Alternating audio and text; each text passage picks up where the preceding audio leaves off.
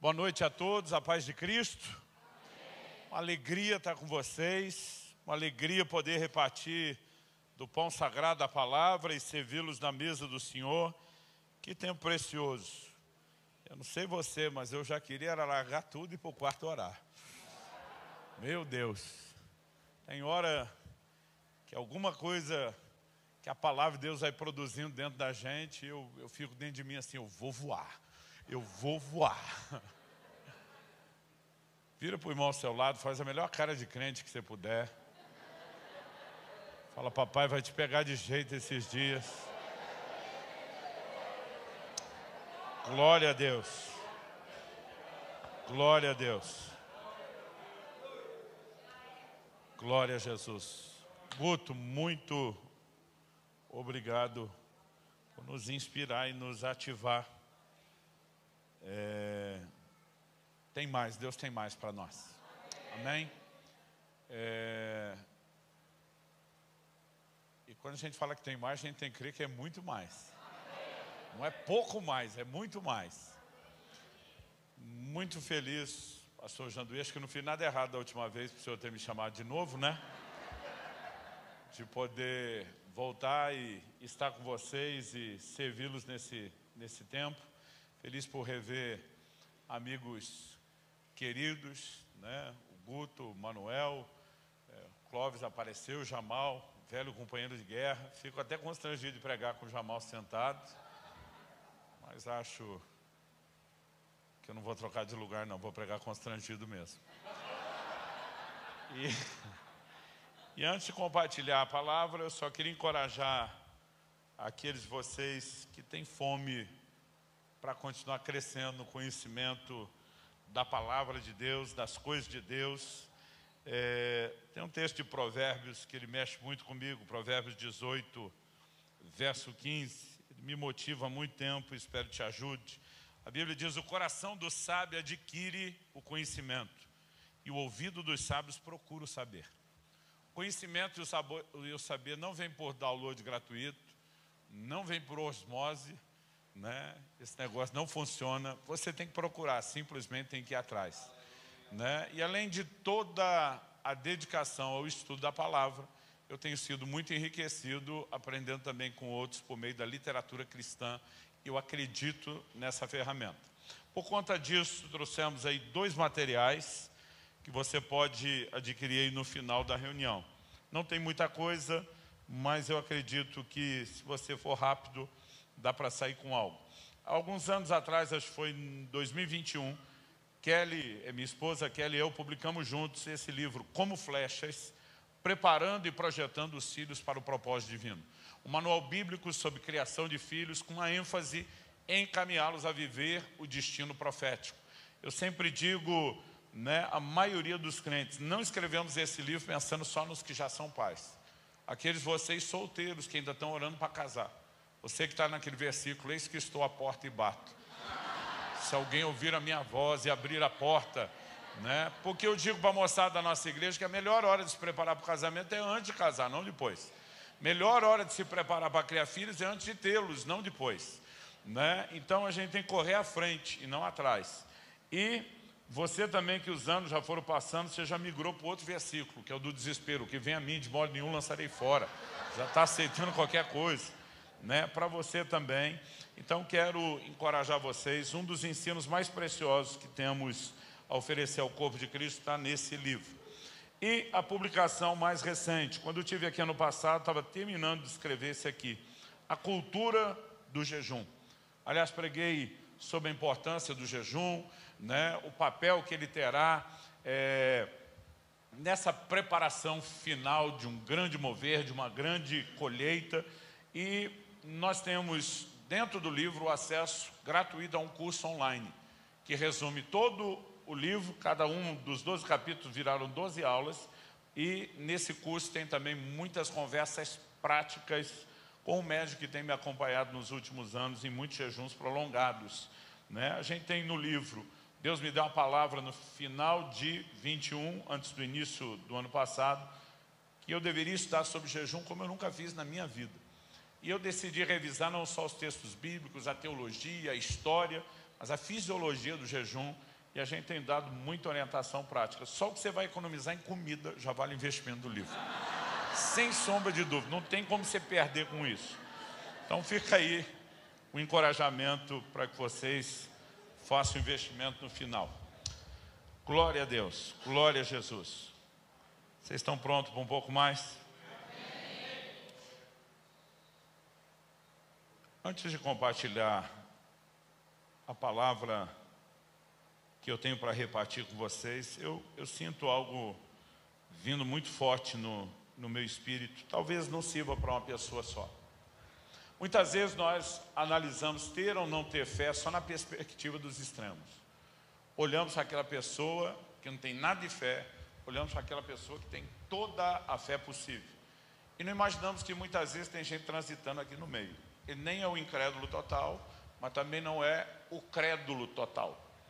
Né? Por exemplo, o pai daquele menino endemoniado que os discípulos não puderam expulsar, quando Jesus jogou a batata quente para ele, diz, a responsabilidade de crer é sua, porque ele olha para Jesus e diz, os seus discípulos não puderam expulsá-lo. Se o Senhor pode, Jesus olha para ele e diz, se podes, tipo para cima de Moá. Jesus diz, tudo é possível que crê. E diz, não joga para cima de mim como você fez para cima deles, a responsabilidade de crer é sua. A resposta daquele homem é fantástica. Ele olha e diz, Senhor, eu creio, ajuda a minha falta de fé. Todo dia alguém falou, pastor, ele não é bipolar? Eu falei, não. Ele decidiu crer. Tem gente que olha só a metade vazia do copo. Eu acho que naquele momento falou, eu creio, mas o copo não está cheio. Ajuda a encher. E muitas vezes nós tomamos uma decisão mesmo não tendo tudo. Às vezes nossa fé, ela está ali meio parcial. Quando Jesus chega para ressuscitar Lázaro, as duas irmãs fazem dois comentários diferentes. Uma delas diz, se o Senhor estivesse aqui, ele não tinha morrido. É a fé para o passado, poderia ter acontecido. A outra diz, Jesus diz, eu sou a ressurreição e a vida. Eu sei que no último dia, a outra joga lá para o futuro. E muitas vezes nós estamos desse jeito. Ah, se o Senhor passasse antes, teria sido diferente, mas não passou. Quem sabe lá na frente, mas não agora. Jesus está dizendo, se creres, verás a glória de Deus. Alguns de vocês vão ter que ajustar essa sintonia da fé. Parar de crer para o passado poderia ter sido, parar de crer só lá para quem sabe lá na frente e tomar um posicionamento. Nós vamos resolver esse negócio hoje, aqui e agora. Eu creio de todo o meu coração, né, que Deus está provocando alguns com a descarga sobrenatural para que você levante, posicione e tome aquilo que é seu. Em nome de Jesus. Amém? Eu acredito que quando falamos a respeito de todo esse processo de rendição, de busca, né, a Deus, o que envolve uma vida de oração. Ano passado eu toquei no assunto do jejum e ultimamente eu estou assim, se Deus não mandar falar outra coisa, eu não consigo fugir de algum escorregão de mexer no assunto, porque oração e jejum são irmãos gêmeos. Mas eu quero chamar a sua atenção para algo que Deus vem trabalhando comigo há muito tempo, que diz respeito a afinar o coração e as motivações que estão ligadas à nossa busca. E eu quero que você abra, por gentileza, a sua Bíblia comigo, no Evangelho de Mateus, no capítulo 4. E nós vamos ler juntos, Mateus capítulo 4. Nós vamos ler juntos a partir do versículo 1 até o 4. O texto sagrado diz assim: a seguir, Jesus foi levado pelo Espírito ao deserto para ser tentado pelo diabo. E depois de jejuar 40 dias e 40 noites, teve fome. Então o tentador, aproximando-se, disse a Jesus: se você é o Filho de Deus, mande que essas pedras se transformem em pães. Jesus, porém, respondeu: está escrito, o ser humano não viverá só de pão, mas de toda a palavra que procede da boca de Deus. Você pode repetir isso comigo? Diga: o ser humano não viverá só de pão, mas de toda a palavra que procede da boca de Deus. Só mais uma vez: o ser humano não viverá só de pão, mas de toda a palavra que procede da boca de Deus. Ao olhar para esse texto, eu confesso que durante muito tempo eu entendi ele de forma errada. Em primeiro lugar, a Bíblia diz que Jesus foi guiado pelo Espírito ao deserto. E o propósito dessa condução era basicamente o confronto que ele teria com o diabo. Mas eu creio que o mesmo Espírito que o guiou ao deserto, o guiava nas outras coisas e o guiou a esse tempo de jejum. Durante muito tempo eu achava que essa tentação descrita no início dessas 3 que nós podemos chamar das últimas, porque Lucas 4,13 descreve esse final assim: acabadas que foram toda a sorte de tentações. Jesus não recebeu apenas 3. Essas talvez foram o desfecho. Mas na menção da primeira dessas últimas 3, eu sempre achei que o diabo estivesse tentando Jesus para ele quebrar o jejum antes da hora. Mas a Bíblia claramente diz que depois de jejuar 40 dias, 40 noites, ele teve fome. A fome vem depois do jejum ter sido completo. Então a tentação não era para quebrar o jejum. Nós já vamos tentar entender o que é que aconteceu aqui. Em primeiro lugar, eu quero que você entenda essa fome. Essa fome que Jesus sentiu não é o que você sente quando pula 1 ou 2 refeições. O que você sente é um desconforto, porque o seu corpo está habituado a receber alimentos nas horas certas e ele se condiciona muito rápido. Segundo, a fonte de energia que o meu e o seu organismo precisa, ela vem da glicose, do carboidrato que nós comemos. Quando você não come, falta energia. O que é que seu corpo faz? Vira uma chave e vai buscar uma fonte alternativa, glicogênio, armazenado no músculo e principalmente no fígado. Só que essa sua reserva de glicogênio, ela dificilmente vai durar mais de 3 dias. Então, no máximo 3 dias, seu organismo vai virar outra chave para oferecer energia alternativa. E o seu corpo vai entrar num processo que os médicos chamam de cetose. É quando ele começa a queimar as reservas de gordura que estão lá justamente para um momento como esse e transformá-las na energia que você não está recebendo mais da glicose e não tem mais no glicogênio. A partir desse momento é quando nós falamos que o jejum deixa de ser tão desconfortável, porque a fome vai embora, porque você vai trocar o alimento externo por um interno, Na verdade, a pessoa que está em jejum, ela está comendo a si mesma, Ela está queimando suas reservas. A vontade de comer leva uns dias a mais para sumir, Eu digo para os outros que jejum difícil é aquele que você não entra na cetose, Eu tenho alguns amigos que falam assim: você tem feito um monte de jejum de 40 dias, você é doido. Eu fiz um comendo uma vez por dia, eu quase morri. Eu falo para eles: e se eu falar que o seu comendo uma vez por dia é mais difícil que o meu? Não, mas eu comia. Eu falei: exatamente, você não entrava em cetose, Você todo dia tinha fome, os caras todo dia. Eu falei: eu não tenho fome, Então, algo que nós precisamos entender esse processo. Agora, quando a Bíblia diz que Jesus teve fome, está falando da fome real. Significa que as reservas de gordura acabaram. E aí o corpo vai entrar no processo de inanição, que é consumo de tecido vivo. Gente, isso é mais desesperador do que a gente possa imaginar. O que particularmente essa informação me faz acreditar que Nosso Senhor era fit, magrinho. Primeiro, é só aplicar a lógica. A dieta do Mediterrâneo até hoje é considerada das mais saudáveis do mundo. Mas naquela época eles não tinham poluição, não tinha comida industrializada, não tinha processado, E andavam, que era uma barbaridade, Então, assim, quando Paulo fala do exercício físico que para pouco aproveita, ele estava falando de ir para o ginásio, que era algo muito maior do que a vida comum do povo que já não era sedentário. Então, nós precisamos entender, quando Pedro sai de Jope para pregar em Cesareia Marítima, a Bíblia diz que ele foi em 2 dias. Gente, são 60 quilômetros. 30 quilômetros por dia andando. Qual foi a última vez que você deu um rolê de 30 quilômetros? Então, aquele povo tinha um nível absurdo de saúde. Por que eu estou dizendo que na minha cabeça Jesus tem que ser muito magro? Porque eu já fiz vários jejuns de 40. Eu nunca tive fome, porque aqui tem reserva, meu amigo.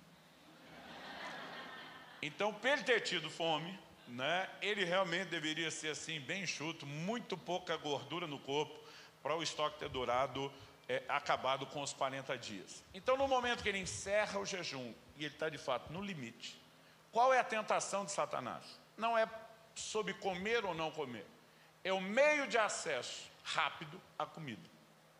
E quando a proposta vem, se você é o Filho de Deus, transforma as pedras em pães, o que o diabo queria é que ele fizesse o processo inverso, subsistindo na forma de Deus. Ele não teve o ser igual a Deus, algo ao qual deveria se prender, diz Filipenses 2, se esvaziou, assumiu a forma humana. Ele vive nessa terra como homem. Todos os seus milagres foram operados debaixo da unção do Espírito Santo. Se o que ele fez tivesse sido feito como Deus, nós jamais poderíamos fazer as obras que ele fez, o que dizer maiores. Atos 10, 38 é claro, Deus ungiu a Jesus de Nazaré com o Espírito Santo e poder, o qual andou por toda parte, fazendo bem, curando a todos os oprimidos do diabo, porque Deus era com ele. O texto não diz porque ele era Deus, porque Deus era com ele. Então a legitimidade de Jesus ser o nosso substituto era ele se conduzir como homem. E o diabo estava tentando pressioná-lo a agir como Deus naquele momento. Transforma as pedras em pães. A tentação dizia muito mais respeito a acelerar o acesso à comida do que quebrar o jejum, porque o jejum já estava cumprido. O que talvez poderia deixar alguns de nós até com a guarda baixa, dizendo já está tudo resolvido. Para mim não é coincidência que o último Adão, Cristo, comece sendo tentado na mesma área que o primeiro Adão cedeu. Comida. E a resposta do Senhor Jesus é o que tem que nos fazer pensar. E diz, nem só de pão viverá o homem. Na hora que o diabo diz, transforma a pedra em pão. E pensa num cara que queria pão.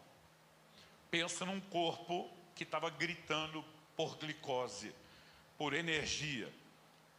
Naquele momento ele diz, o homem não viverá só de pão, mas de toda a palavra que sai da boca de Deus. Ele está dizendo, diabo, o primeiro Adão trocou a palavra pela comida. Você acha que eu vou cair nessa? Tem fome pelo pão natural aqui? Tem. Num nível desesperador que a maioria dos seres humanos não conhece. Ele diz, mas dentro de mim tem uma fome maior do que essa, pelo pão do céu. O tema da minha mensagem hoje é uma pergunta, fome de quê? Porque algo que eu e você precisamos entender, que a fome, que é um dos mais básicos e primitivos instintos, ela nos guia, ela nos dirige. A maioria das pessoas, e quando digo a maioria, penso numa pirâmide social, né, a grande base, eles levantam com a perspectiva de ganhar o pão do dia, gente. Quando falamos do planeta. A maioria das pessoas trabalham por sobrevivência, não é nem para acumular, não é nem para juntar. As pessoas são norteadas pela necessidade de sobrevivência. Mas naquele momento Jesus está dizendo, tem algo muito maior, muito superior. E o que ele me ensina com isso? Em primeiro lugar, ele deixou claro que tem dois tipos de alimento. Tem o pão natural, mas tem o pão celestial, a palavra de Deus. Aliás, tem algo interessante, porque ele está fazendo a analogia com a declaração que Deus deu em Deuteronômio 8 sobre o maná. É esse o texto que está sendo citado, e Deuteronômio 8 vai ser importante aqui na nossa conversa hoje. Mas Jesus não fala só sobre dois tipos de alimento. Ele também, nos seus ensinos, não só aqui, ele vai falar das questões de fome e saciedade, ligadas não só ao alimento natural, mas também ao alimento espiritual. E depois de explorar essas duas coisas, primeiro os dois tipos de alimento, depois fome e saciedade nos dois níveis, é que eu quero finalizar minha volta e ter a conversa que eu quero sobre jejum. O meu terceiro ponto aqui vai ser o poder da abstinência. E nós precisamos entender como isso vai impactar a nossa vida. Então vamos lá. Em primeiro lugar, sobre os dois tipos de alimento. Jesus não está só tentando dizer, olha, tem alimento natural, tem alimento espiritual. Quando ele fala da distinção dos dois, e aí você começa a somar o ensino de Jesus, a maior parte do tempo, parece que ele queria gerar em nós não só uma consciência de que tem dois tipos de alimento, mas de que um pode concorrer com o outro. Então, por exemplo, Lucas 21, verso 34, eu vou ler na tradução brasileira, diz, guardai-vos para não suceder que os vossos corações fiquem pesados, com excesso no comer, no beber e com os cuidados dessa vida. Ele está mandando vigiarmos, guardarmos, para que o coração não fique pesado, sobrecarregado com excessos da comida natural, que de alguma forma vai nos atrapalhar no plano espiritual. Em Lucas, no capítulo 8, no verso 14, explicando a parábola do semeador, Ele diz, a parte que caiu entre espinhos, esses são os que ouviram. E no decorrer dos dias foram sufocados com as preocupações, as riquezas e os prazeres dessa vida. E os seus frutos não chegam a amadurecer. Gente, honestamente. Quando falamos de preocupação, vou voltar no exemplo que eu dei. A maioria das pessoas levanta para trabalhar pelo pão, pela sobrevivência.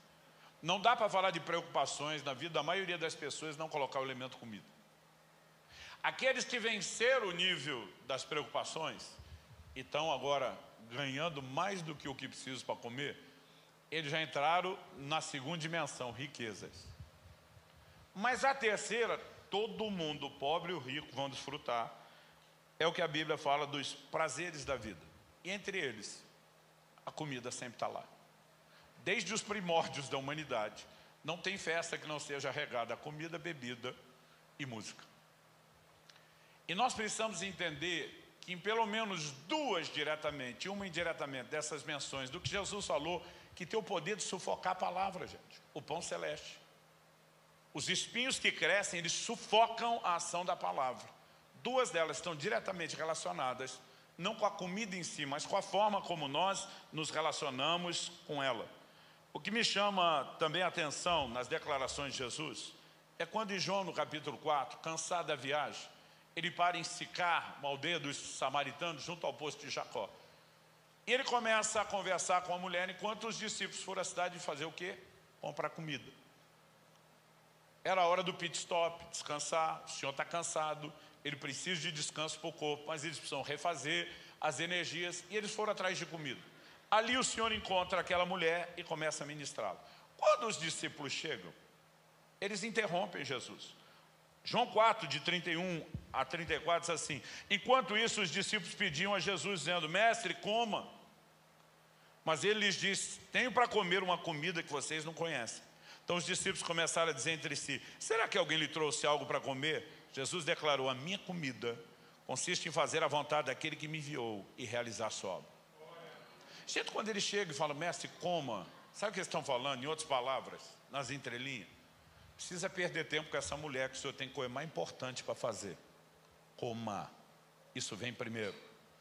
Jesus olha para eles e diz, eu tenho outra comida. Eles não conseguem entender a analogia de Jesus. Será que alguém trouxe algo antes da gente? Jesus diz, a minha comida, e aqui eu e você precisamos entender algo, é fazer a vontade daquele que me enviou. A maior parte do tempo nós achamos que alimentos espirituais só lê a Bíblia, só escutar mensagens e ensinos. Você diz, não, minha fé foi alimentada. Não dá para negar que isso é parte do processo. Mas quando Jesus fala de fazer a vontade, de andar na palavra, é alimento tanto quanto ouvir. Mas algumas vezes a gente acha que só de ouvir e não andar, está tudo resolvido e estamos alimentados. Tá não, filho. Nós precisamos compreender que Jesus também está dizendo, a minha comida, não só para falar do alimento, mas a minha necessidade, a minha valorização por aquilo que Deus tem, é maior do que isso que vocês estão oferecendo. É por isso que nós precisamos questionar a fome do que está guiando ou dirigindo a nossa vida. Porque se eu e você entendemos que existem dois tipos de alimento, nós precisamos entender, não apenas, não estou negando que o alimento natural não seja algo de Deus. 1 Coríntios 6,13, Paulo diz, Deus fez o estômago com os alimentos, alimento para o estômago, criação casada. Né? Nós sabemos, Paulo diz que um dia Deus vai destruir tanto um como o outro, até que esse dia chegue que nós estamos aproveitando, não é verdade? Então, eu quero te mostrar que a comida não é nem apresentada necessariamente como algo ruim na Bíblia, mas como algo bom, como sinal de bênção. Então, eu não quero dizer que o alimento é um problema, mas a forma de relacionar com ele pode se tornar um problema. Assim como o dinheiro não é um problema. Um dia um irmão falou para mim na igreja, pois é, pastor, já dizia a Sagrada Escritura, o dinheiro é a raiz de todos os males. Eu falei, a Bíblia nunca disse isso. Ele disse, eu não disse, disse, não disse, nós ficamos lá, não disse, não disse. Eu falei, onde é que está? Me mostra. Ele, tem um texto aí, se o senhor me ajudar a achar. Eu falei, eu te ajudo a achar para mostrar que você viu errado. Aí fui para 1 Timóteo 6, 9 e 10. Falei, é isso aqui? Ou que o amor ao dinheiro é a raiz de todos. Mas aí está aí. Falei, não, aqui diz que o amor ao dinheiro é a raiz, não o dinheiro. Aí ele, qual a diferença? Eu falei, criatura, a diferença é gigantesca. Porque tu pode não ter dinheiro e ter amor ao dinheiro. Aí, além do miserável estar quebrado, lá no sul a gente diz, mais quebrado que arroz terceira, naquele estado de tão endividado que se chama a mulher de meu bem, o banco confisca. E o cara, além de quebrado, tem a raiz de todos os males. Por outro lado, o Salmo 62:10 diz o quê? Se as vossas riquezas aumentam, não ponhais nelas o coração. Uma frase que eu nunca esqueci, num livro do Reagan, ele diz, errado não é o crente ter dinheiro, é quando o dinheiro tem o crente. Os antigos definiam a avareza assim, eles diziam, o avarento não possui as coisas, são as coisas que o possuem. O dinheiro em si não é necessariamente algo ruim, mas a relação errada com ele pode ser muito delicada. E nós precisamos entender que há um paralelo quando falamos a questão da comida. Eu quero chamar a sua atenção para isso, porque, repito, a necessidade de cuidado não faz do alimento algo necessariamente ruim. Deuteronômio 8:10, quando Deus está falando sobre o momento em que eles entrassem na terra prometida, Ele diz, vocês comerão e se fartarão e louvarão o nome do Senhor seu Deus. Ele está dizendo, não só vocês vão ter comida boa, abundante, farta, mas ainda vão dar glória. Eu não sei você, tem comida que eu não consigo agradecer só antes, eu agradeço depois de comer também, porque é bom demais. Neemias, capítulo 8, verso 10, que a gente cita, a alegria do Senhor na nossa força, vai ver o contexto. Ele diz, comei carnes gordas, picanha, bebei bebidas doces, enviai porções aos que nada têm preparado para si. Ele diz, porque esse é dia de alegria. Aí eles declaram, e a alegria do Senhor é a nossa força. Eles iam se regozijar comendo, gente. Pensa no culto bom. Agora, o que eu e você precisamos entender é que Jesus não define só 2 tipos de alimento. Eu já termino de montar as peças do quebra-cabeça. Mas ele fala de fome e saciedade, relacionado não só com o alimento natural, mas também com o espiritual. Por exemplo, em Mateus 5:6, nosso Senhor diz, bem-aventurados os que têm fome e sede de justiça, porque serão saciados. Ele fala de fome e de sede, mas não pelo alimento natural, mas ele fala também de ser saciado. Em João, capítulo 6, verso 35, ele diz, eu sou o pão da vida. Quem vem a mim jamais terá fome, quem crê em mim jamais terá sede. Ele está falando de saciedade no plano espiritual. Salmo 42:2, a minha alma tem sede de Deus, do Deus vivo. Quando irei, me apresentarei diante da face de Deus. Mas ainda que a gente considere que, já que a fome é, como eu disse antes, um dos mais básicos instintos humanos, é aplicado de forma alegórica muitas vezes para expressar um profundo anseio, né, ou necessidade por outras coisas. Vamos tentar olhar de uma forma mais abrangente as declarações que Jesus fez sobre o assunto. No Sermão do Monte, Lucas, capítulo 6, verso 21, mostra que Jesus diz, bem-aventurados são vocês que agora têm fome, porque serão saciados. Eu sempre pensava que Jesus estava falando de fome natural. Quer dizer, você faminto, que está com necessidade, você vai conhecer a provisão de Deus, Ele vai suprir você. Mas se é isso que Jesus está falando, o que Ele fala na sequência vai parecer bem contraditório. 4 versículos depois, Lucas 6:25. Ai de vocês que agora estão fartos, porque vocês vão passar fome. Então vamos fazer a montagem. Bem-aventurados vocês que estão com fome, porque vocês serão saciados. Deus interviu, o cara tirou ele daqui, ele veio para cá, está saciado. Agora Jesus diz, ai de vocês. Bem-aventurado é se deu bem, mas ai de vocês é deu ruim, é juízo. Ai de vocês estão fartos, porque tem fome. Aí o cara sai daqui e volta para ter fome. Mas quando ele volta para ter fome, bem-aventurado, aleluia, vocês serão fartos. E quando ele entra na fartura, ai de vocês, ele ia ficar num loop a vida inteira. A pergunta é, Jesus está falando de coisas naturais? Eu não creio. A segunda multiplicação de pães, antes de multiplicar, Jesus disse, tenho compaixão dessa multidão, porque estão há 3 dias sem comer. E mesmo sem comida, ninguém arredava o pé. Sabe por quê? Está dizendo, nós estamos mais interessados no que o Senhor está entregando do que na comida. Ele olha para esse povo e diz, bem-aventurado vocês têm fome do quê? Das coisas espirituais.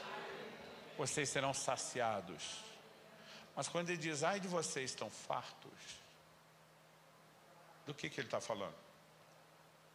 Vamos tentar explicar isso por meio de uma parábola que a maioria das famílias vivenciou isso. quando eu era criança, e a gente tentava pedir para a mamãe para comer alguma coisa antes do almoço, havia a possibilidade dela soltar os 4 cavaleiros do Apocalipse, de iniciar a grande e última guerra mundial. Porque, gente, pensa num negócio para tirar a mamãe do sério, era quando a gente queria comer o que ela chamava das bugigangas, das porcarias. E ela dizia, de jeito nenhum que vocês vão comer essas coisas, porque a hora que o almoço estiver pronto, que é a comida saudável que vocês precisam, vocês não vão mais ter apetite. Você viveu isso na sua casa? Jesus está dizendo, ai de vocês que se encheram de algo antes do almoço ser oferecido. Ele não está falando de algo natural. Ele diz, vocês vão ter fome. Há um nível de juízo aqui.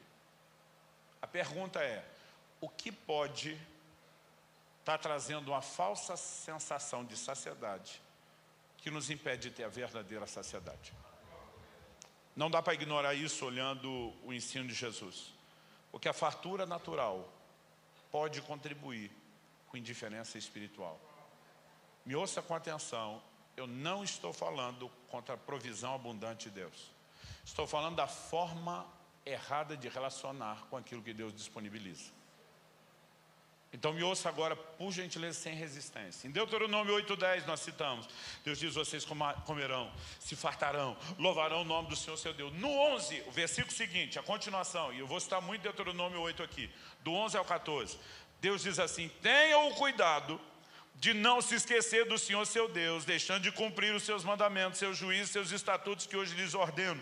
Não aconteça que depois de terem comido, estarem fartos, aquilo que eu mesmo dei para vocês e que vocês iam me louvar.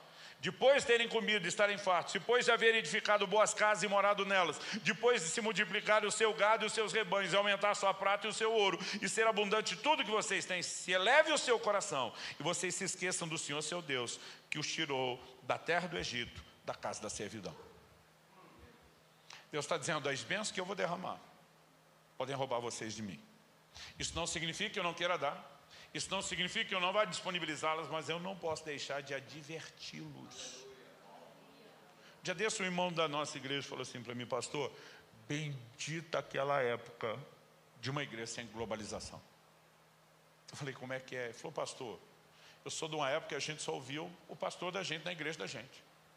Hoje, em dias de globalização e internet, nós ouvimos de tudo. Ele diz, vem muita coisa boa, mas pastor, vem muita porcaria. E tem ênfase, tem hora que eu não consigo mais saber quem está certo. Eu falei um exemplo. Ele falou, pastor, o senhor sabe que eu amo a pregação e ensino da fé. E tem hora que eu estou ouvindo os pregadores de fé e eu fico lá. É meu, eu quero tudo. Se quiserdes me ouvir, descobrireis o melhor dessa terra. Eu enlouqueço. Daqui a pouco eu ouço uns caras batendo e batendo e dizendo, cuidado que essas coisas vão te afastar de Deus. Eu penso, será que Deus é bipolar? Ou um está certo, um está errado.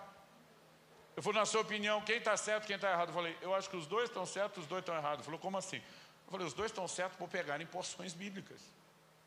E os dois estão errados porque acham que a porção dele anula do outro. Quando, na verdade, a palavra de Deus concorda entre si. Eu falei, na mesma Bíblia você vai ver Deus fazendo promessa e na mesma Bíblia fazendo advertência. Você não tem que escolher. As promessas são nossas. A Bíblia diz, tantas quantas forem as promessas de Deus. Nele está o sim. Por meio dele o amei. Ele não mudou de ideia, ele não voltou atrás em nada. E ele prometeu porque quis, não foi a gente que convenceu. Então, isso está tudo de pé. Não é para você abrir mão. Ele, aleluia, glória a Deus. Eu falei, mas as advertências também estão de pé. Josué dá um chacoalhão na sua geração e diz, tudo quanto Deus falou por meio de Moisés, seu servo, vai se cumprir. Diz, para o bem ou para o mal. A palavra de Deus é toda ela verdadeira, na hora da promessa, na hora da advertência, com juízo e os resultados. Não é uma ou outra. Mas muitas vezes nós começamos a ter uma ênfase. E às vezes o pêndulo balança tanto para arrumar o que estava errado, que nós começamos a descompensar. Deixa eu ser honesto com você, pelo menos no meio que eu vivo, que crê, prega e vive essa consciência de provisão. Eu nunca vi nenhum colega, e não estou jogando pedra nos outros, nem eu, nunca tinha gastado tempo para falar disso. Falando sobre Marcos, capítulo 10. Se você puder, me acompanhe. Um jovem procura Jesus, e ele demonstra uma preocupação com a sua vida espiritual, salvação. Ele pergunta para Jesus, no verso 17, o que eu posso fazer para herdar a vida eterna? Jesus responde, a partir do 18, guarda os mandamentos. No 20 ele diz, eu tenho guardado isso tudo desde a minha juventude. Aí no 21 a Bíblia diz assim, e Jesus olhando para ele com amor. Outras traduções diz que Jesus olhou para ele e o amou. Preste atenção nisso. O texto não está dizendo Jesus o trollou. Jesus o amou, que é o melhor dele. Então já vamos com esse filtro. Jesus disse, só uma coisa falta a você. Venda tudo que tem, dê o dinheiro aos pobres, e você terá um tesouro no céu. Depois vem e siga-me. O que é que acontece? O 22 diz, ele, porém, contrariado com essa palavra, retirou-se triste, porque era dono de muitas propriedades. Jesus, que não deixava a bola quicando, não perdia uma oportunidade de aproveitar a didática do momento. Verso 23 diz, Jesus olhando ao redor disse aos seus discípulos, como é difícil para os que têm riquezas entrar no reino de Deus. Os discípulos ficam meio sem entender.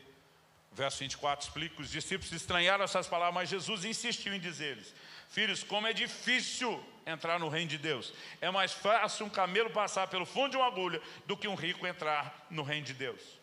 Então eles ficaram muito admirados, dizendo entre si, sendo assim, quem pode ser salvo? Jesus olhando para eles disse, para os seres humanos é impossível, contudo não para Deus, porque para Deus tudo é possível. Então Pedro começou a dizer, eis que nós deixamos tudo e seguimos o Senhor. Tipo, não somos nem o cabeção aí não. Jesus respondeu, em verdade lhes digo que não há ninguém que tenha deixado casa, irmãos e irmãs, mãe, pai, filhos ou campos por minha causa e por causa do Evangelho, que não receba já no presente 100 vezes mais casa, irmãos, irmãs, mães, filhos, campos, com perseguições, e no mundo por vir receberá a vida eterna. Vamos parar para considerar o que é que Jesus está tentando explicar aqui. É inegável o que ele diz a respeito de uma dificuldade do rico entrar no reino de Deus. A pergunta é, qual é a origem dessa dificuldade? Não é Deus que dificulta. Romanos 2,11 diz que ele não faz acepção de pessoas. Então Deus não está olhando para o rico e dizer, você se consolou, se divertiu na vida terrena, o pobre é que sofreu, agora eu vou melhorar a vida dele e você não precisa de mais. Não é Deus. Então, de onde vem a dificuldade? É evidente que se não é Deus, quem dificulta a entrada no reino é o próprio rico. Vamos por eliminatória, por questão lógica. Até porque Jesus deixou clara a diferença entre dificuldade e impossibilidade. Quando ele fala de dificuldade, os discípulos já imaginam impossibilidade. Não, desse jeito ninguém pode ser salvo. Ele diz, para o homem impossível, para Deus possível. Então Deus não só não dificulta, não estabelece a dificuldade, como ele diz, eu sou o Deus da impossibilidade. Eu levo qualquer um a superar a dificuldade. Então ele está dizendo, o problema não é comigo, nem falta de boa vontade ou de poder da minha parte. Então, com esse esclarecimento, a pergunta é, por que muitos ricos têm dificuldade?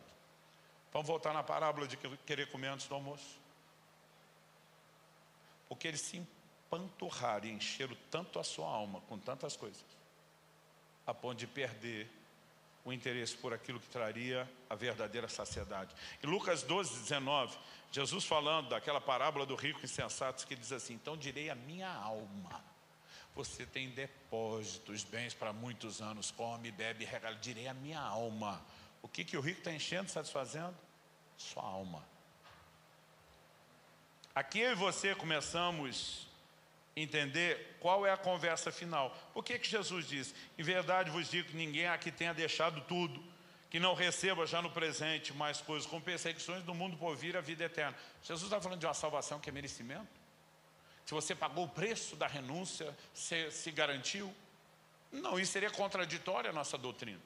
Jesus nunca falou de merecimento. O que Jesus está falando aqui é de um esvaziamento que permite um novo preenchimento. Desprendimento, não merecimento.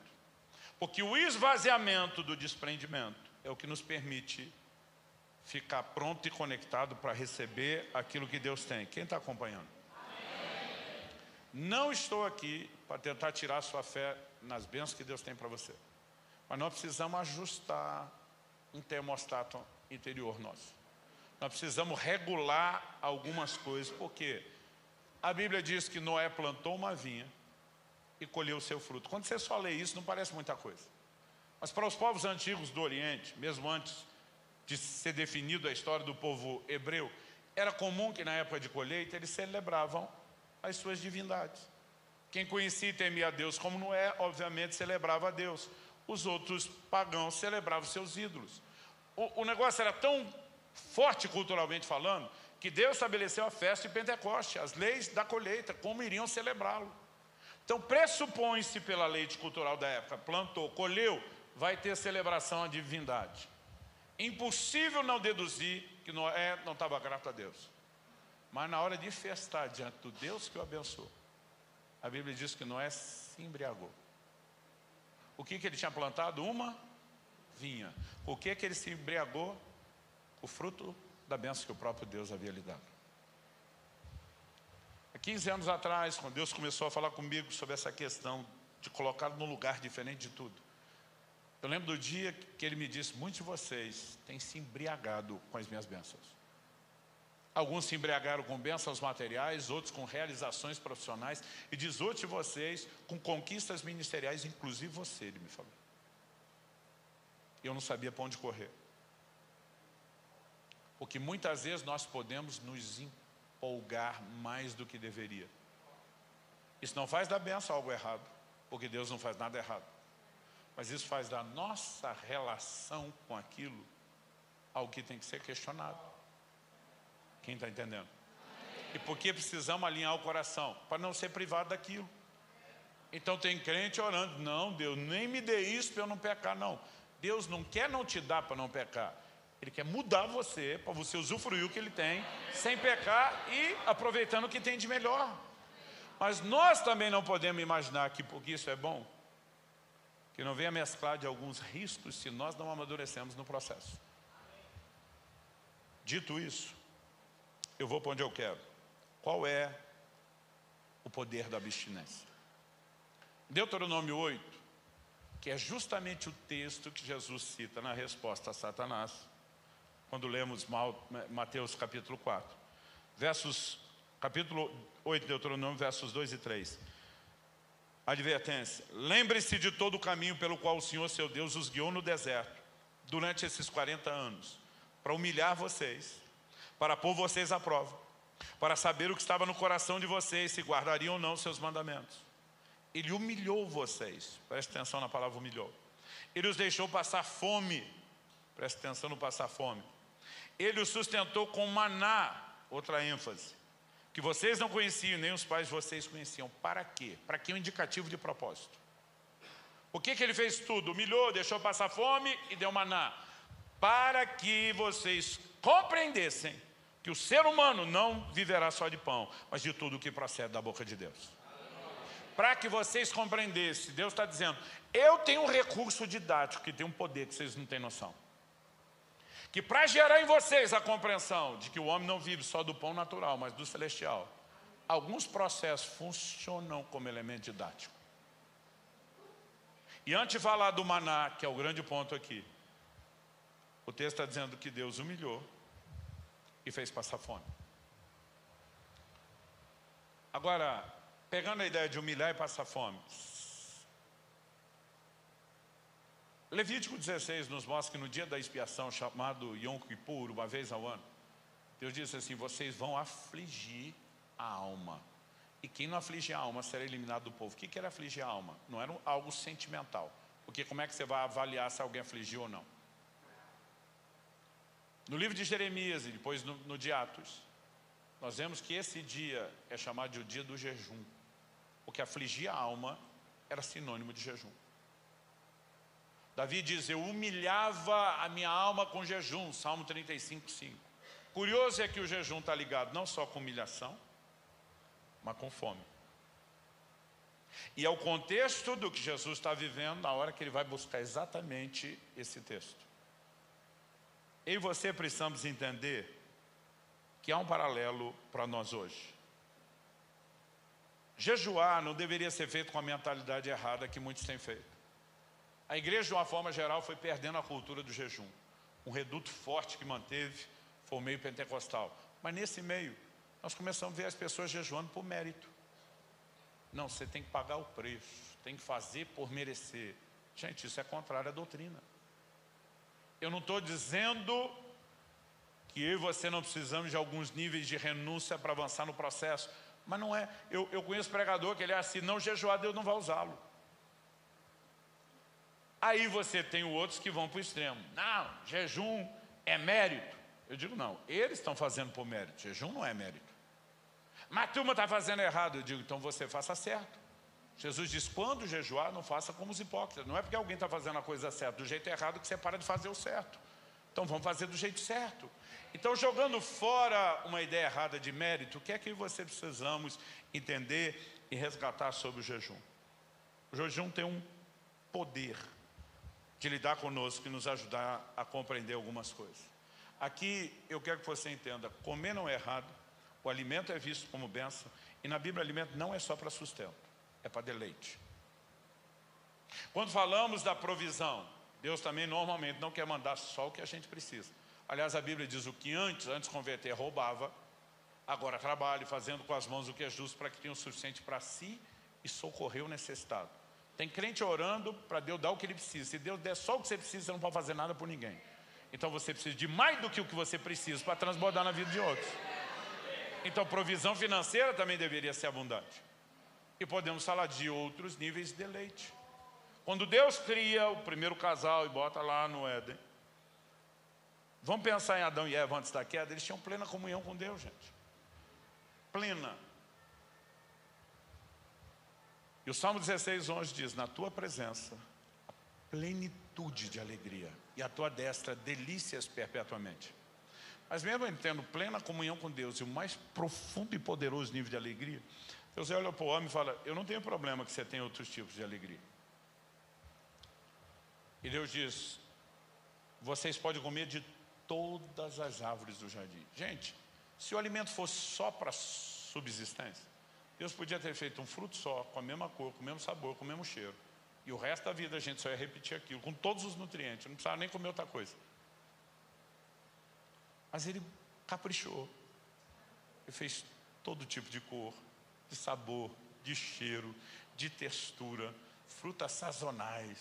Quando acaba a estação, você fica torcendo para ela chegar de novo e poder ter acesso àquilo. O que é que Deus está dizendo? Eu não tenho problema que você tenha outras alegrias. Ele diz, mas esse limite você não vai passar. Porque quando você quer entrar num lugar que te dá uma alegria que rouba você da minha, aí deu ruim. O homem está em plena comunhão com Deus, mas Deus diz, eu quero que você tenha comunhão com o semelhante. E decide criar a esposa. Deus está dizendo, eu não tenho problema que você tenha outras alegrias. É só não desconectar de mim.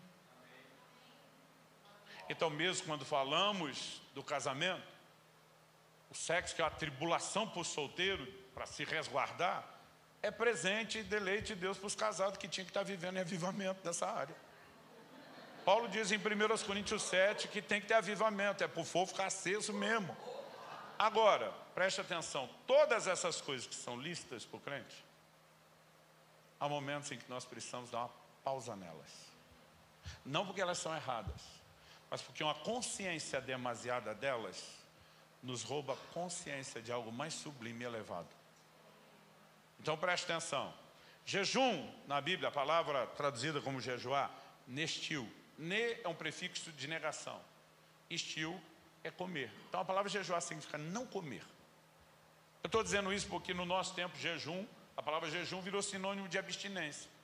Então você está lendo uma matéria esportiva e vai ler lá, determinado time está em jejum de títulos, é o caso do meu. Determinado jogador está em jejum de gols, porque virou sinônimo de mera abstinência. Mas na essência do conceito bíblico era abstinência de alimento. Eu estou fazendo esse comentário porque eu vejo o crente falando, estou em jejum de rede social. Tem nada errado, desde que isso seja um complemento do jejum bíblico e não um substituto. Porque tem crente que a vida inteira jejua as outras coisas, mas não o que devia. Outro dia um amigo nosso falou assim, não pastor, estou num propósito aí, eu estou já 20 anos num jejum. Falei, que você está jejuando? Lagosta. Eu falei, eu também. Está fora do padrão do poder de comer toda hora. E que jejum é esse, criatura? Mas é inegável que a Bíblia fala de outras abstinências além da alimentar. Então, Números 30, que era o capítulo da lei dos votos, falava de votos que as pessoas fariam, com os quais elas iriam afligir a alma. Eles iam deixar de lado coisas preciosas, prazerosas. Não é porque a gente não pode ter essas alegrias, mas é porque naquele momento daquela pausa, eles queriam cultivar uma outra consciência. Dá para entender a diferença? Aí você vai perceber que o jejum envolve comida, mas envolve outras coisas que podem preencher a alma. Por exemplo, 1 Coríntios capítulo 7, verso 5, Paulo diz que a única justificativa para o casal cristão casado, hoje em dia a gente tem que explicar tudo bem direitinho, dar uma pausa no momento de intimidade, é quando os dois, de comum acordo, decidem juntos o quê? Se dedicarem à oração. Significa que no dia a dia do avivamento, o casal cristão não pode orar? Não, não é isso que a Bíblia está dizendo. Mas dedicar, entrar no lugar mais fundo. Entrar num lugar diferenciado. E às vezes para entrar numa outra percepção dos deleites espirituais, você precisa dar uma pausa em certos deleites. Eu estava conversando com o pastor Janduí antes da reunião. E um homem de Deus me fez uma pergunta no ano passado que me fez refletir bastante. A minha opinião dos gigantes espirituais dessa nação, um homem que me inspira muito. Ele falou assim para mim: Subirá, você talvez seja a pessoa que eu conheço que mais jejua. Então me permite fazer algumas perguntas? Eu falei sim. Ele falou: o seu ritmo, a sua intensidade está assim impressionando a gente. O que é que tem te atraído tanto a esse lugar do jejum? Eu sei que pode ter um como, mas tenta definir aquela coisa que destaca. Falei: pastor, se o senhor me perguntasse isso anos atrás, minha resposta seria rápida e direta. Eu ia dizer: o anseio pelo sobrenatural. Eu queria romper, eu queria ver o mover, eu queria ver o sobrenatural. Eu falei: e eu sou grato a Deus que o jejum foi uma chave de acesso, somado à oração, às outras coisas. Eu falei: mas hoje, quando o senhor me pergunta, eu não tenho nem necessidade de pensar muito. Hoje, a minha fascinação pelo jejum é a capacidade de perceber, como nunca antes, os deleites espirituais. Ele falou: me explica isso. Eu falei: te explico. Com uma parábola. Falei: quando você está muito tempo sem comer, seu organismo limpou, seu paladar refina de um jeito que é assustador. Então, por exemplo, coisa que jejuadores de tempo prolongado recomendam, de vez em quando, você colocar limão na água. As pessoas falam assim: água não tem sabor. Quem jejua discorda. Tem muita diferença de sabor. Você pega um pH alto, o gosto, quando você está com o paladar sensível, é bem salobro, né? Tem água que tem gosto metálico, até pela presença de mais minerais na água. Tem muita diferença. E o paladar fica tão sensível que tem hora que você tem dificuldade. Você vai beber uma água, a água está ruim. Aí tem gente que fala: água ruim, você com sede. Então, uma dica é colocar limão. Não vou encher você com as coisas técnicas, melhora o pH da água, do sangue. Mas nessa de botar o limão, eu estava num desses jejuns prolongados e fui com um grupo de pastores para o restaurante, porque eu não queria perder a conversa. Todo mundo falando de Deus, da palavra, do mover de Deus, né? E eu fui junto. Então eu pedi. Os caras: não, você não vai comer? Eu falei: não, gente, hoje vai ser um banquete, hoje vai ser água com gás com limão. Falei: para quem está jejuando é banquete. Eu ainda brinquei com eles. E pedi para o garçom: você me traz um limão espremido? Claro. Daqui a pouco ele voltou, ele botou um copo tão grande. Normalmente a turma traz um dedinho, dois ali, às vezes num copo até menor.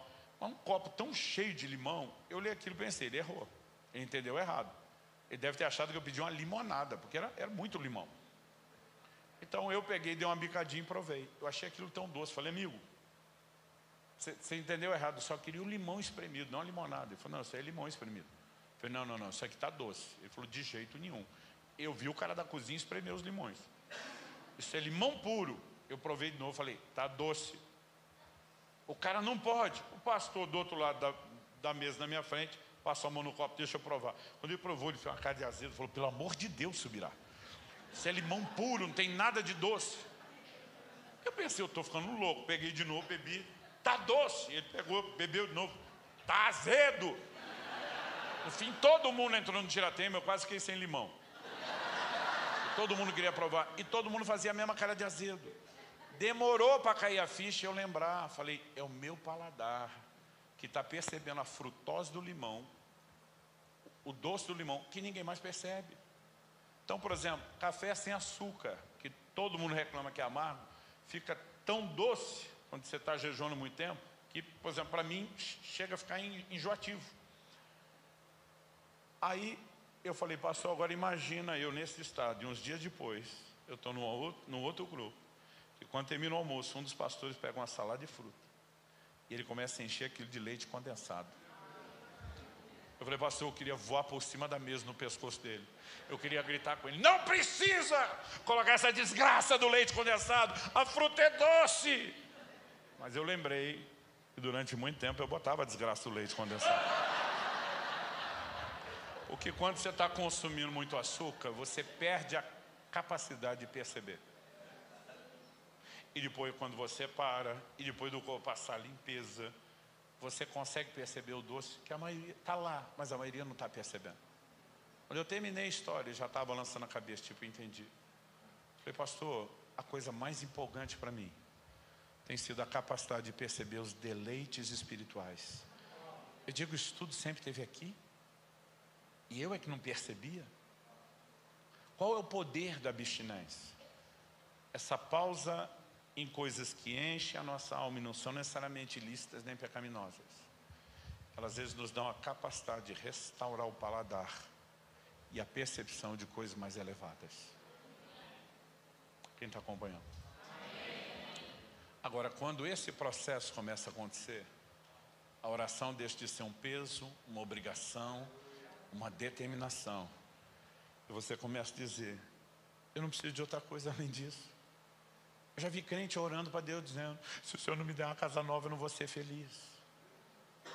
E fico, na tua presença, a plenitude e a alegria, e o Senhor não me é suficiente?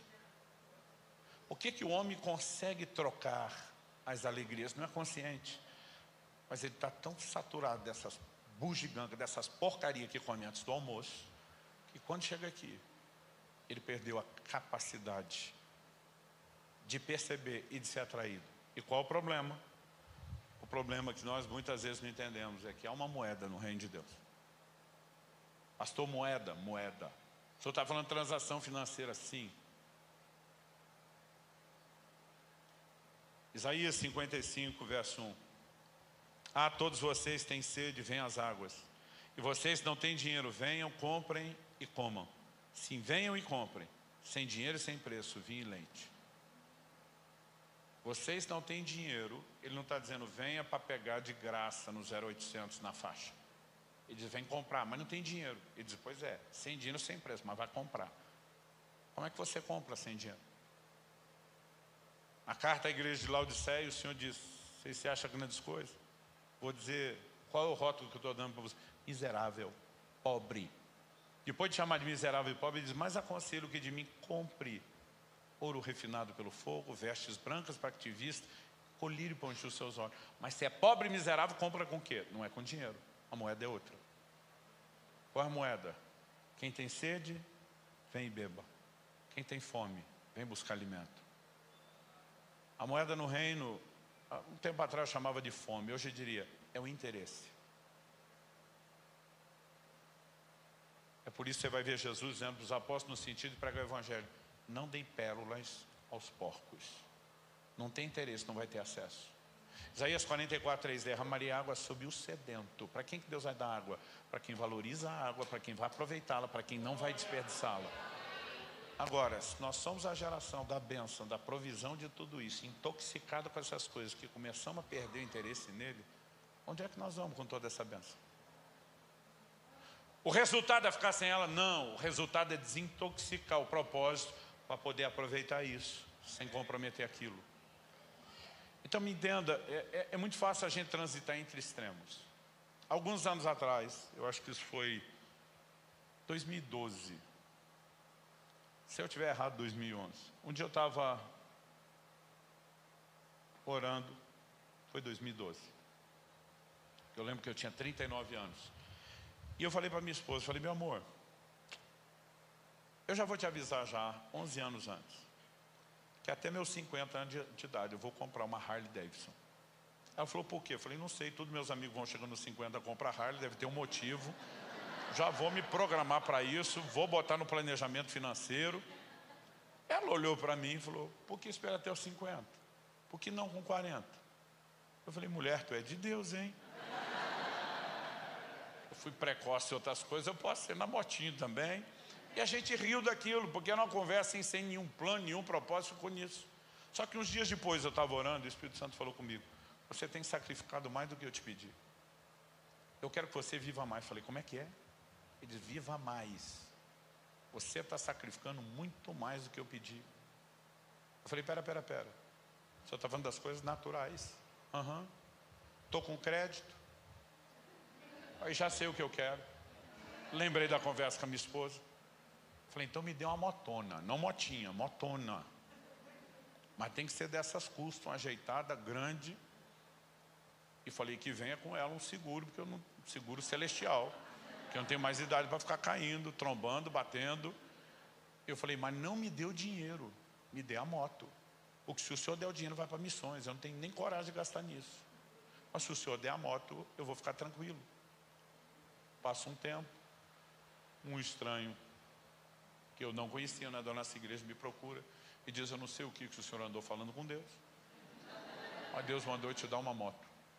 Eu falei, é. E eu, que moto? Ele falou, uma motona. Ele falou, pastor, a Bíblia diz que Deus ama o que dá com alegria. Ele falou, eu quero que o senhor saiba que eu não estou dando com alegria, não. Eu falei, não. Ele falou, não. Ele falou, falei para Deus, se é para dar, vou dar para o meu pastor, não para o pastor de outra igreja que eu não conheço. Aliás, fui levar para o meu pastor, ele não quis. Falou, criatura, primeiro eu não quero isso, não preciso disso. Deus não te mandou dar para subir lá? Sim, vá e obedeça a Deus, ele tem os motivos. Além de que eu não quero esse negócio. O pastor falou, eu nem andar de moto ando e não tenho plano. Aí ele falou assim, vim meio contrariado. O senhor andou orando por isso? Falei, andei, eu posso te contar a história. Aí ele ficou mais consolado. Gente, e a mulher até hoje tira onda. Ela disse que a partir daquele dia eu acordar, Curitiba tem mais chuva do que sol. Ela disse que eu acordar, a primeira coisa era puxar a cortininha da janela e ver como é que estava o clima. Eu não sei dizer quanto tempo eu falei em língua em cima daquela moto. Porque eu dizia, não vou perder minha conexão com Deus. Mas pensa num brinquedinho de gente grande que eu gostei. Aí nós vamos criar a doutrina do Deus tem que ficar mimando a gente. 2016, 4 anos depois. Nós estávamos no desafio de uma reforma do novo templo, do novo auditório que íamos. E Deus me disse, eu quero a moto. Falei, tu tá de brincadeira. Agora que eu gostei dela, ele falou, bem por isso. Já está gostando mais do que devia. Se eu contar só a primeira parte, tem aquele grupo só da Benha que diz, sou eu. Se eu conto só a segunda parte, você está vendo? Não é uma coisa ou outra. É tanto uma quanto outra e depende da estação e a fase que você está. Quem está entendendo? Agora, quando eu e você começamos a entrar nesse lugar em Deus, é inexplicável, gente, o que o jejum faz. Ele muda um chip na cabeça da gente. As coisas materiais perdem absurda, inexplicavelmente seu valor. E sabe o que é curioso? Deus continua dando. Aliás, vou te dizer mais. Eu tenho recebido mais depois que eu pedi interesse do que antes, quando eu queria. Um dia eu falei para Deus, o senhor é do contra. E quando eu queria, não vinha. Agora que eu não quero, mas é justamente ele está dizendo, você não vai se perder com essas bobagens. Nós estamos falando de maturidade. Então a minha pergunta a você é fome de quê? Deus impôs sobre a nação de Israel. Eu vou humilhar. Eu vou dar didática para vocês. Funcionou? Com a maioria não. Números capítulo 11, de 4 a 6, diz assim, e o populacho estava no meio deles, veio a ter grande desejo das comidas dos egípcios. Também os filhos de Israel começaram a chorar outra vez, dizendo, quem nos dará carne para comer? Lembramos dos peixes que comíamos de graça no Egito. Que saudade dos pepinos, dos melões, dos alhos silvestres, das cebolas, dos alhos, mas agora nossa alma está seca. Outra tradução diz, definha, e não vemos nada a não ser esse maná. Por que Deus humilhou e deixou ter fome? Para eles valorizarem o maná.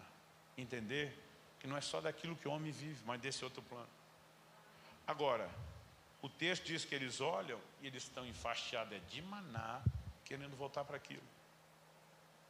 Então a abstinência não funciona quando imposta.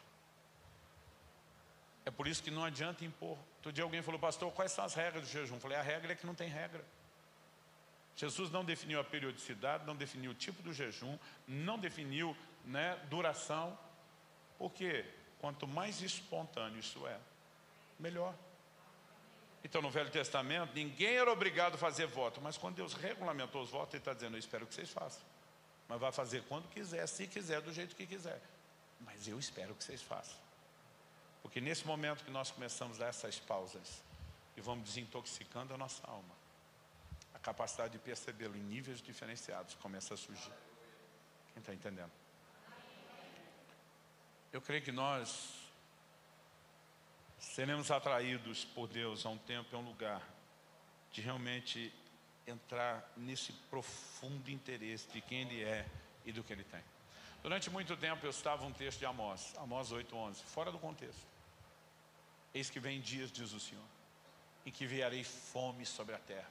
Não fome de pão, nem sede de água, mas de ouvir as palavras do Senhor. E eu dizia: gente, Deus vai trazer fome por Ele. Não é isso que o texto está falando. Se você olhar o contexto, os versículos anteriores do 4 a 7, você vai ver que os israelitas foram julgados porque eles haviam se fartado do pecado. Agora, lembra do que Jesus falou: aí de vocês estão fartos, que vão ter fome. Tem hora que a fome vem como juízo, não mais como meio de acesso. O verso seguinte, o 12, depois de dizer que Deus envia fome, não fome de pão nem de sede, mas de ouvir as palavras, Deus diz assim: andarão de mar a mar, do norte ao oriente, correrão por toda parte procurando a palavra do Senhor, mas não acharão. Deus vai dizer: agora é tarde, agora é fome, a fome vem só como juízo. Que Deus nos livre de entrar num lugar onde a gente só descubra a importância daquilo que não possa mais ser desfrutado. Que nos ajude a saber transitar com maturidade entre essas coisas. Pastor, o senhor quer a comida? Quer a provisão abundante? Quer o avivamento no casamento? Mas não quero viver só aqui, quando a Bíblia diz que aqui tem uma plenitude, alegria e delícias, delícias. Há uma doçura nesse lugar que a maioria de nós está perdendo a capacidade de sentir. E o jejum terá um papel importante, não só na ativação do poder, das conquistas. Interessante que ele vai liberar até aquelas coisas, quanto mais a gente se desprende delas, melhores candidatos nos tornamos a receber de Deus, sem que haja concorrência. Vamos ficar em pé para parecer que está acabando?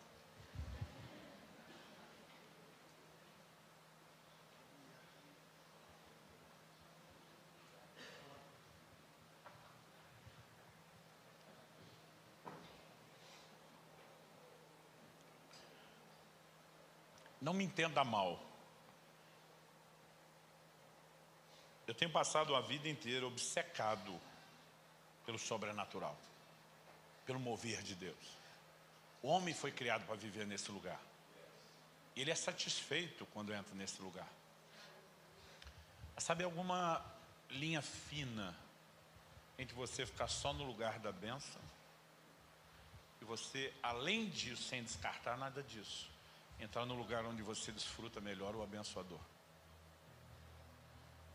Aí você olha para aquela igreja do livro de Atos, perseguida, às vezes privada de alimento, de roupa, de coisas básicas, de liberdade. Esse povo continuava feliz. Porque qualquer alegria nessa esfera natural aqui era um plus, era um efeito colateral. A essência deles estava aqui. A maioria dos crentes hoje não sobrevivem a uma traição, não sobrevivem a um divórcio, não sobrevivem a uma bancarrota financeira. Eu fico me perguntando que tipo de fé nós estamos construindo. Por que não existe mais a capacidade não só de dizer, ainda que a figueira não floresça, o produto oliveiramento, mas dizer: eu me alegrarei no Senhor, porque o que nos preenche não são essas coisas. O que vem, amanhã pode ir. O que foi, amanhã pode voltar. Essas coisas são transitórias, são temporais. Mas o que nós temos aqui, a um nível tão extraordinário, de realização, de prazer, que a igreja precisa descobrir isso. E Ele quer que a gente se perca nesse lugar.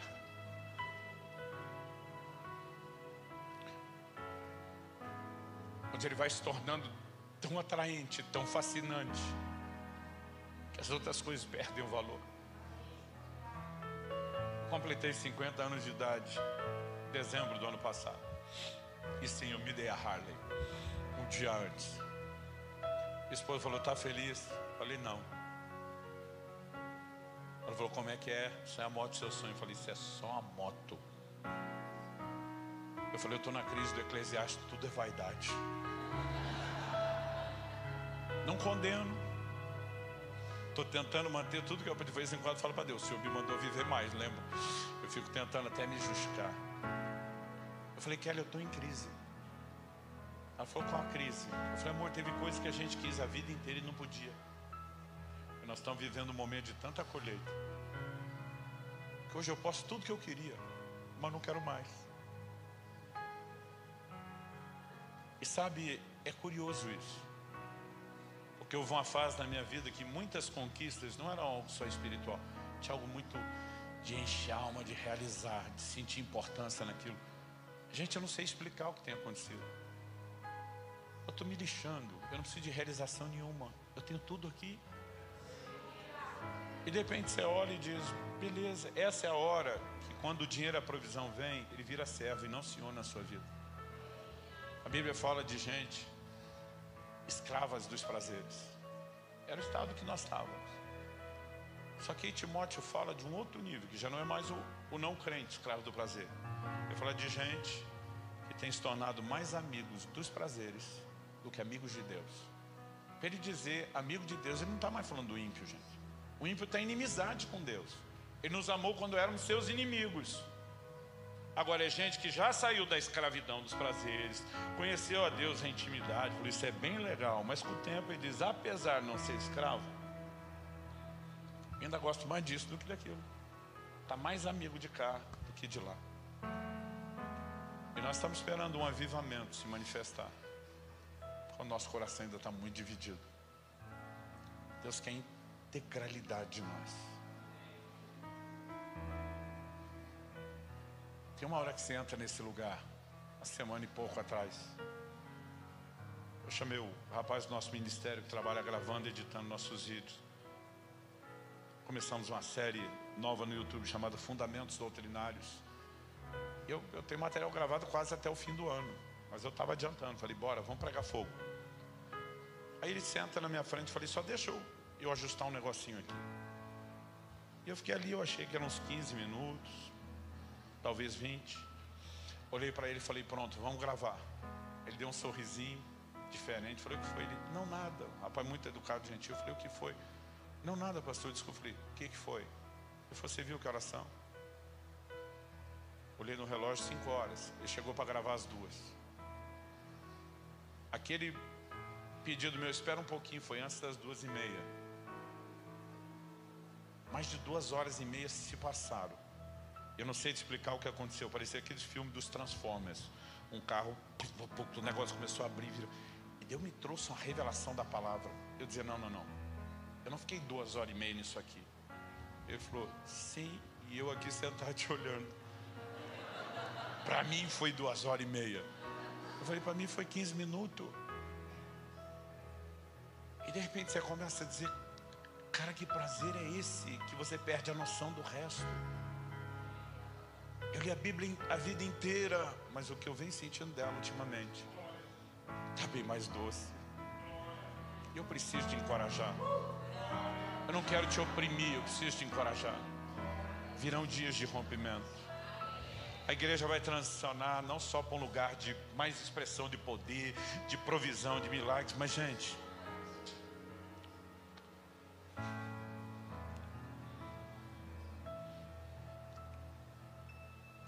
quando a Bíblia diz que é o mais formoso entre os milhares, essa beleza física é uma coisa tão fascinante, tão atraente. E tudo que Ele quer é que a gente pegue o caminho de volta com interesse. para resgatar o interesse, nós vamos ter que desintoxicar um pouco. Espírito Santo, a palavra foi comunicada de acordo com a tua direção. Estou ciente da limitação, tanto para comunicar como para recebermos a tua palavra. Mas essa é a hora que confiamos que o Senhor fará algo mais. E nos levará não só a um lugar de um entendimento espiritual mais profundo, mas de um rompimento. Nós queremos ser mais amigos de Deus do que dos prazeres. E nós clamamos por essa capacidade de sondar o coração, questionando fome de quê? O que está norteando a nossa vida? Nós queremos resgatar a cultura do jejum, Aleluia, aleluia. as práticas de abstinência, com a mentalidade certa e correta, sem nos privar permanentemente de tudo aquilo que o Senhor concede, mas ao mesmo tempo despertando a sensibilidade do coração. Isso não é algo meramente humano, nós precisamos do Senhor, da tua graça, do auxílio do teu Espírito, do teu toque. E eu oro pelo teu sopro de vida nessa hora. Que aquele sentimento de saudade possa encher o coração de muitos. Saudade do lugar secreto. Saudade dos encontros íntimos e profundos. Saudades da sensibilidade à tua pessoa e não só ao teu mover.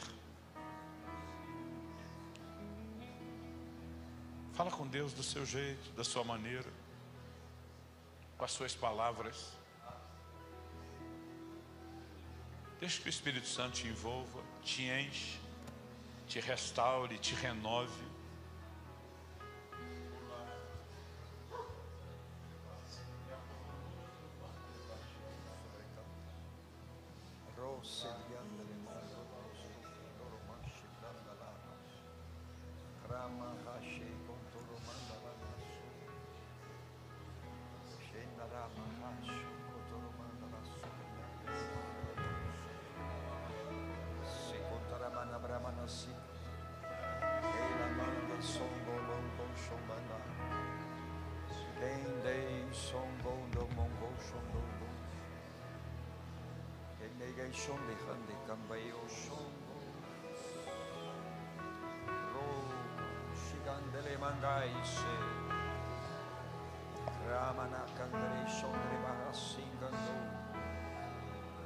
Sendere cambroste, cantere mombroste, che nango scengo do sombro, gendere sengandos.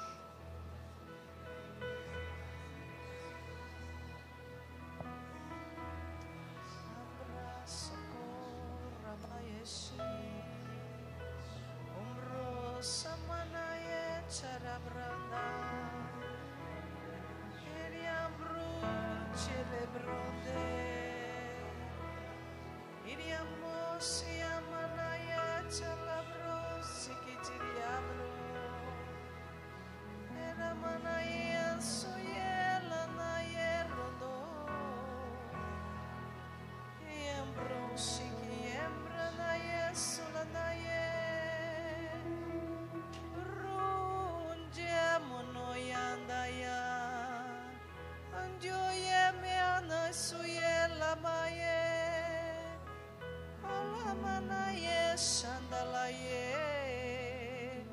omanayan suyandelia manaye chalayendu ayaye chalaye chelekaye lakashielaye chalaye laye loya chuya toria cheleya so andaye suryaye chalaye hosaye chalayo yendo yasuye laya tika onaya su andayo sulada yendalas tiki dombrunga anaka solanda Henderiandolo mastikia jolo yaya suyenda. Mamastikimbro. No vranaya shandara. Nesha. Nosha. Nianda. Nosulanda. Nesta cachula. Juya nosunala. Neshatayo nuyasu. Achula kato. Jimanaya cholendika. Anasto tolumaya cholandasto. Losomanaya. Losombanaya chilandaya surikata.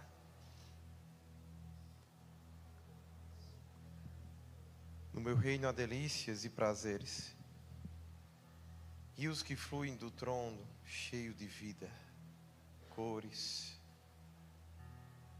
A sede e a fome são saciadas do que há de melhor. Por isso, na minha palavra está escrito que, se quiserdes e me ouvides, comerás o melhor dessa terra. Sim. O melhor está além do pão, do vinho, das danças, das músicas. O melhor está no amor, na paz que excede o entendimento, dos frutos da justiça e do amor pela justiça. O melhor está no calor de um abraço, nas mãos que se estendem de um amigo, na provisão abundante da minha palavra. O melhor está na marcha do exército, que não tem armas nas mãos, mas harpas e instrumentos que louvam e adoram, cuja dança e alegria verdadeiramente se tornam força. O melhor do meu trono está disponível à minha igreja. Uma vida de excelência no Espírito, onde ouvir a minha voz é mais importante do que qualquer outra voz. Onde seguir as minhas direções trarão resultados que nenhum homem poderiam te guiar. Filho meu, inclina os teus ouvidos às minhas razões. Não deixe que o teu entendimento sobrepuje a minha vontade. Deleita-te no meu caminho e submeta-se à minha palavra.